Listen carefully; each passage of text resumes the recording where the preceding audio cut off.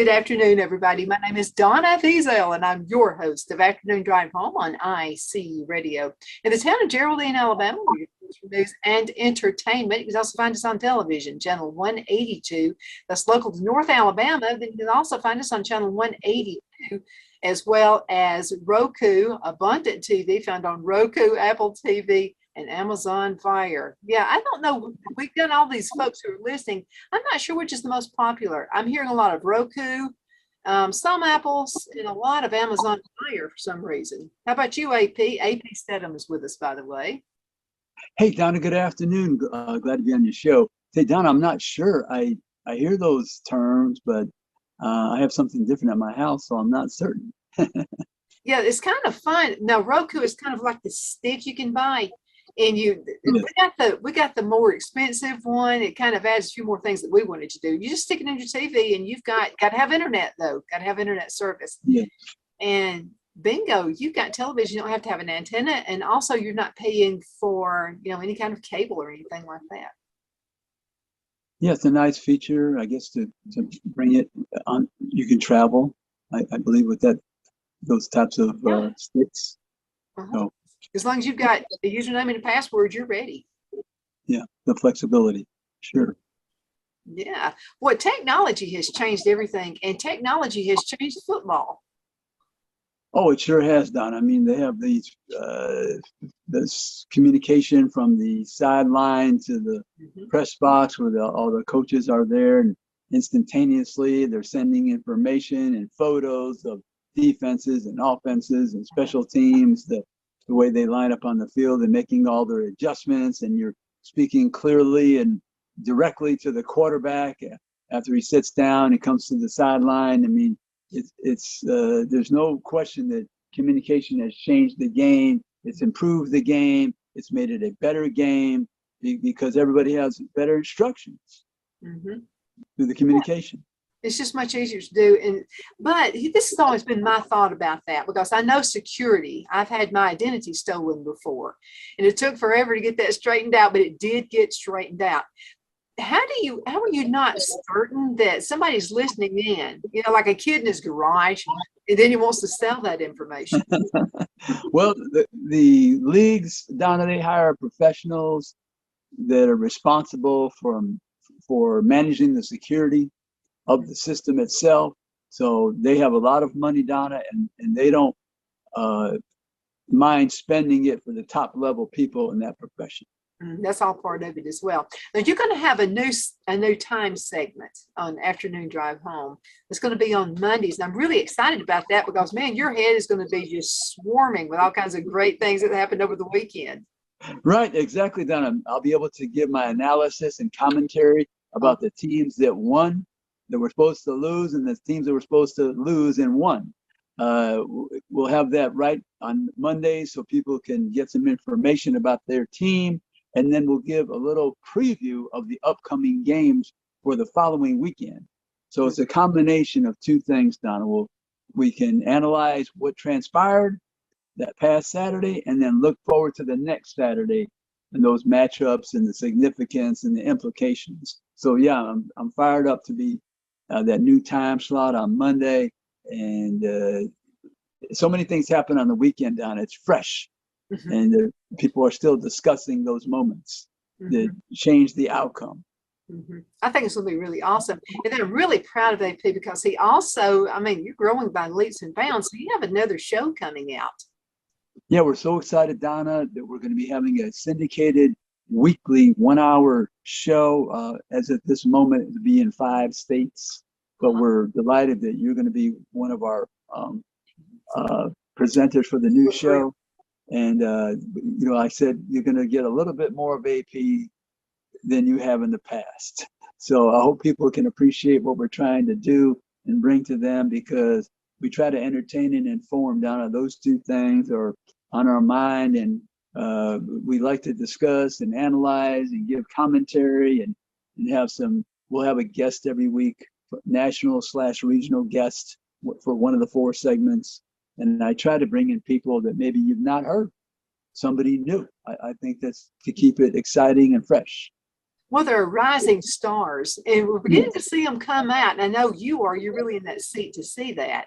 And rising stars that are coming in and that you're going to be able to talk with. And because you never know who you're speaking with the first time could be that big star. Yeah, absolutely, Donna. We're going to reach out to all the athletic departments and not only the SEC, but around the country and see who might be available for our show. And I think that's always fun and it's intriguing and you can be creative. Maybe you have an athletic director that can contribute to the overall conversation about college football or student athletes in general. Maybe you have a star quarterback that's rising and might be considered for the Heisman Trophy or the Maxwell, the All-American team from Walter Camp, or a receiver for the Blitnikoff Award. We're going to try to just touch base around the country and in the region with some of the people that are different and unusual. Absolutely. Well, there's a lot of them. And I'll tell you what, and they've been, most of these kids, I say kids, if you're a kid to me, I'm older than you are. But a lot of these kids have really had interesting lives. They've known they wanted to play football their entire life. Yeah, Donna, you know, there's all types of backgrounds that when you assemble a team in college football, you're going to all the 50 states, you're even reaching across the ocean, below the border, above the border of America to search and seek talented players that either are finished, polished at this moment or need to be developed. And even the ones that are the stars in high school, they must realize they're at the bottom. They're starting over at a new level of competition. And those that embrace the challenge will flourish. And those that, you know, retreat because they're, you know, afraid of having someone of equal ability, they're going to probably end up transferring to a different school or a lower level of football or just giving up the sport. And I've seen that time and time again.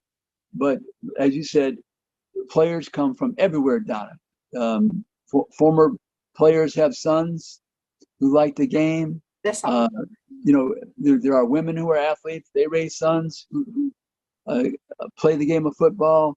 There's alumni from the school. They want to see their son play for that particular team.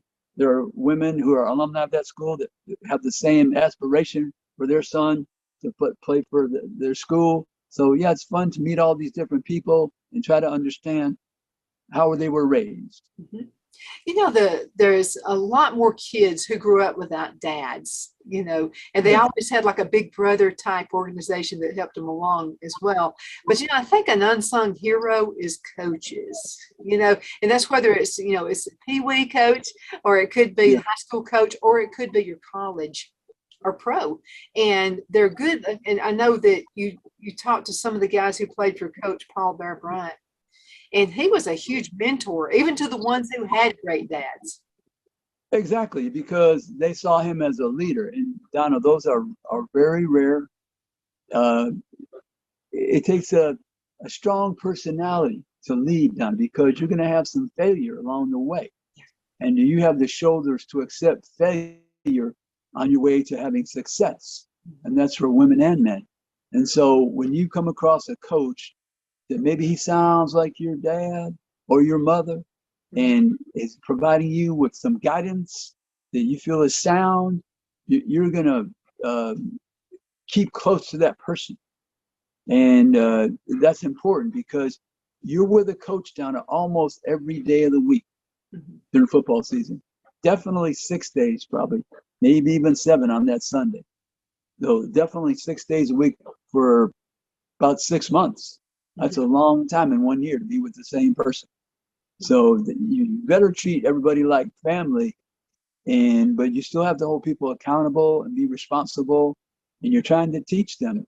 So there are some moments that might rub you the wrong way initially, but down the road, when you get a chance to reflect, you realize that person had your interest at heart. I mean, they're trying to coach and feed their families, of course. So there's some dual interest involved in their decisions, but more than likely, if they don't make that person happy, or they're not building that person's character or developing that person's talent, then it's not in their interest So they have to keep that in mind, even though they're the head coach and they're thinking about, I have to win, win, win. Well, you win with people who are going to be developing their talents and playing better each week and being responsible and accountable to their teammates. And that's a huge responsibility right there. But I say just keep it real. That's it. I mean, that's what you got to do. That's it. Those players, Donna, I always tell people, a lot of them, they've been on scholarships since the second grade, because in this country, we recognize athletic talent and we reward athletic talent. And it's exciting to see somebody who's 10 years old and you're projecting, what if that person ends up playing in the Southeastern Conference on a football team?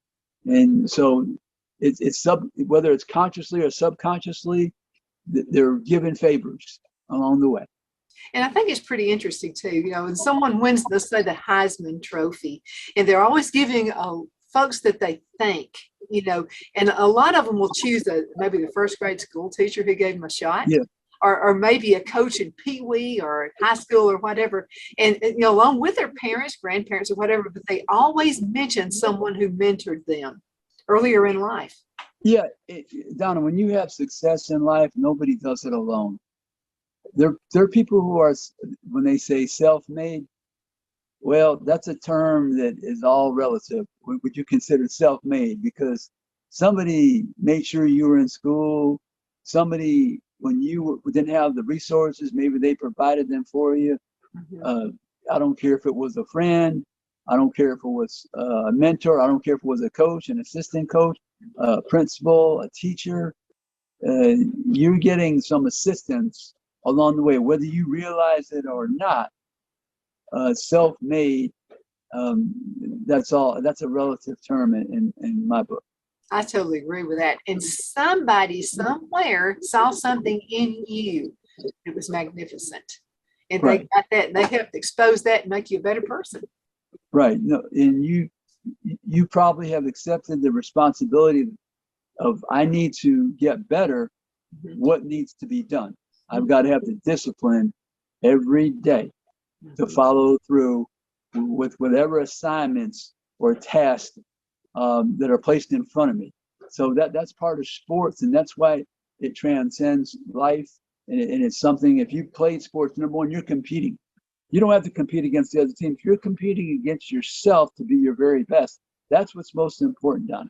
A lot of times people get carried away with a rivalry. Yeah, but the fans can do that, the alumni, they can be excited about beating a particular team. When that player steps on the field on Saturday, they're trying to accomplish the task that the coach has assigned them.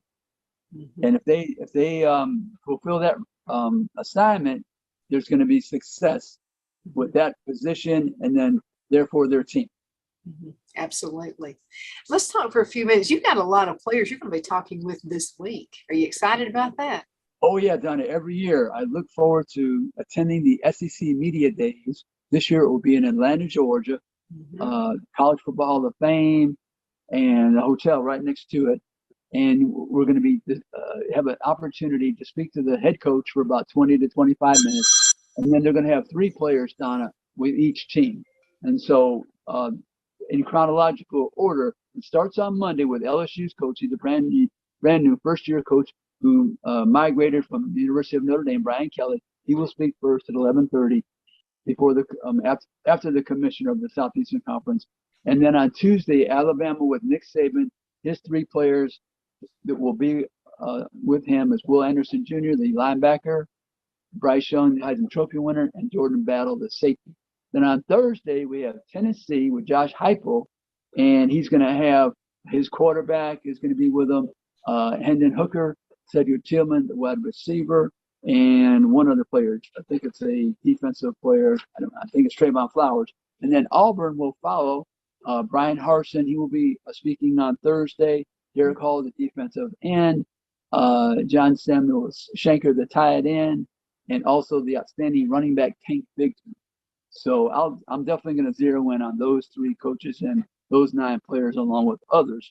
But I'm looking forward to meeting with all the 14 head coaches and those It'll be 3 times 14 down. Is that 42? That's- 3 times 13 would be 39. Where's my calculator? So whatever it is, yeah, it'll be 13 players, and 14 teams with 3 players times that's 42. Yeah, I'm sorry, I got a little mixed up there. Well, that's all really interesting. I mean, and your life is fun because you get to do exactly what you want to do. And so there are players that get into they get into football for various reasons. Sometimes it can be like daddy wanted me to play, mommy wanted me to play. But I really like the ones who said they wanted me to play, but I wanted to play. That's most important, because Donna, when people are interviewed trying to get to the next level, the professional level, one of the questions they're asked is, do you love football?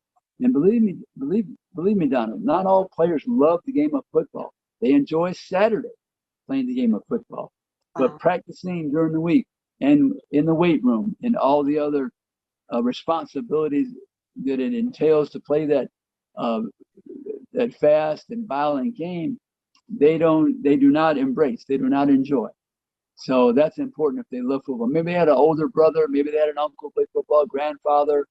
That you're right. People play football for very different reasons. You hope it is for the fact that they love the game, because at that level, the Southeastern Conference, reputed to be the best in the country, it's all about the competition every day, Donna, not just on Saturdays, amongst your own teammates, because they're bringing in talented people from all across the country, across the Atlantic, north from in Canada, south towards South America. No matter where the players are, Australia, they bring in kickers, punters, all kind of people play the game of football around the globe. Mm-hmm. Yeah, it's like it feels a little like the world feels a little closer now, because of what you just said, bringing players in from everywhere. Yeah, Donna, the NFL, they've tried to promote this game all over the globe. They play games in England and Mexico City, and I'm trying to think where else they're looking to bring some ball games. But I'm sure they had a European league at one time with primarily American-dominated players on the teams. So it's worldwide. People watch it. I remember one time, Donna, you won't believe this. I was in the press box at the New England Patriots game, and I was sitting next to 2 people from China. And the New England Patriots had a group of people from China representing the New England Patriots in that country. And they were spreading the word about the NFL through the New England Patriots, and they had their own representatives in China spreading the word about the Patriots. How incredible is that? Yeah, and this was 10 years ago. So you can imagine what it is now. Oh yeah. So you have all those jerseys being sold, and it's to have additional revenue streams. Yeah. I mean that's the nature of business, Donna, right? You're always looking for new revenue streams. And so 1 billion people in China, if you can get 1/10 of the country involved, that's quite a few people. That's a lot. Any business wants to see at least a 2% addition in the revenue, and it's pretty. If you became big just in China alone, you can imagine the revenue stream. So, but I'm really fortunate to be involved in college football. Donna, that's my favorite sport, college football, because it's unscripted drama. There's a lot of pageantry, passion, and you just don't know from year to year. You're trying to assemble a team that can compete for the championship of your division, of your league, or maybe all of college football. So you could have a lot of winners in college football, Don, because you play a bowl game, you can end the year on a positive note. I think there's got to be, something like 40-something bowl games on. So every year you could have 40-something winners at the end of the season, which is different from other sports. Well, you and I have been doing these interviews for several years, but the one that almost everybody was talking about COVID when COVID hit, and we're not going to get on with the COVID deal. I'm just going to say we were all wondering what is COVID going to do to football? Is it, we had listeners who were saying, is there going to be football anymore? I mean, because you're all used to getting ready and going to, watch Alabama, Auburn, or whoever you wanted to watch. Right. And so we all wondered, is COVID going to be the end of football? It sure didn't end.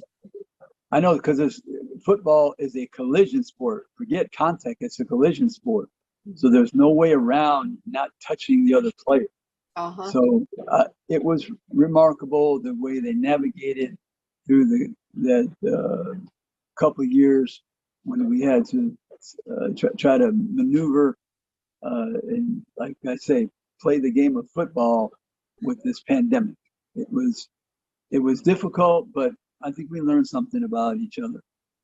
I think we did too. But the most number one asked question since Saban has been here.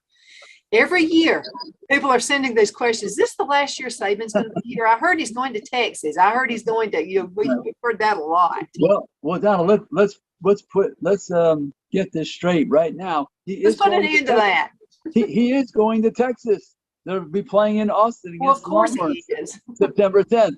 But it'll be with Alabama.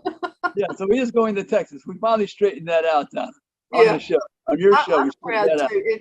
And then we had a listener, since we've been on Abundant TV, we had a listener who she's from California, and she said, tell Steadham to leave the California players alone, But I mean, there was a time in football, especially Alabama and Auburn, only Alabama people played Alabama and Auburn. Every once in a blue moon, somebody would come in, from another state.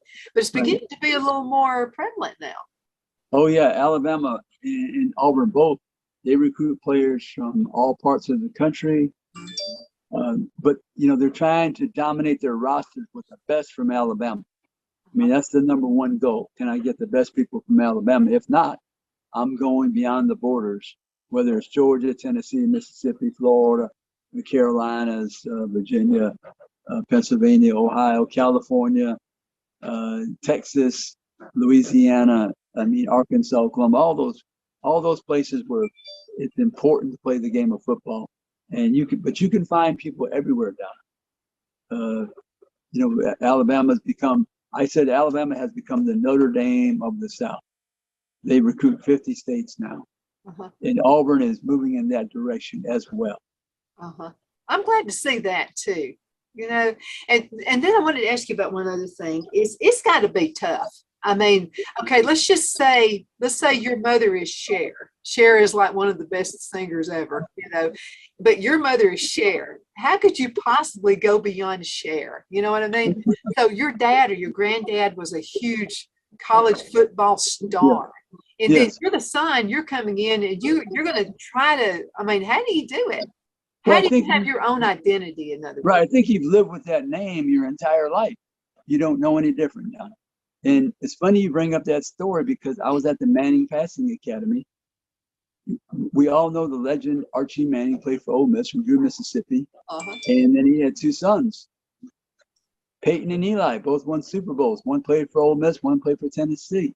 His other son Cooper, was a wide receiver, was attending Ole Miss, and he had neck problems, so he had to retire from the sport.